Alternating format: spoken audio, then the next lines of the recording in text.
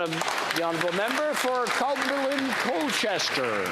Well, Mr. Speaker, we've heard from the Parliamentary Secretary the tremendous risk for and from unvaccinated air travellers. However, isn't it true, Mr. Speaker, that many unvaccinated Canadians can actually travel by air with a negative antigen test? The Honourable Parliamentary Secretary to the Minister of Health. Thank you, Mr. Speaker. All Canadians are sick and tired of COVID, and we all agree on that. But just wishing away or ignoring it will not simply make it go away. Over the past 3 months, we can continue to see more deaths from COVID, over 1,700 in the month of May.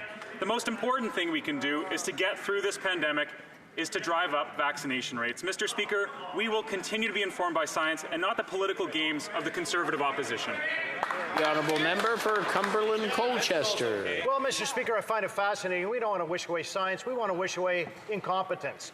And what's important here, Mr. Speaker, is to answer the actual question, because if an antigen test is good for some Canadians to get on an airplane, why not all Canadians? What is the difference between Canadians who are unvaccinated, for instance, in Cumberland Colchester, who want to fly, and those who live in northern communities?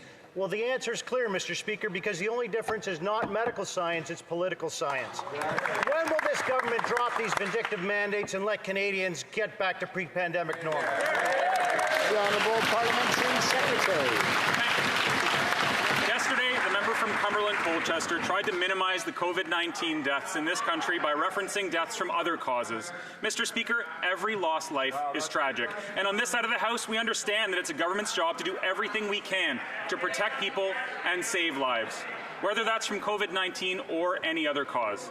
We owe it to them and all Canadians to remain focused on keeping them safe and our communities healthy, and we will continue to do that. Thank you, Mr. Speaker.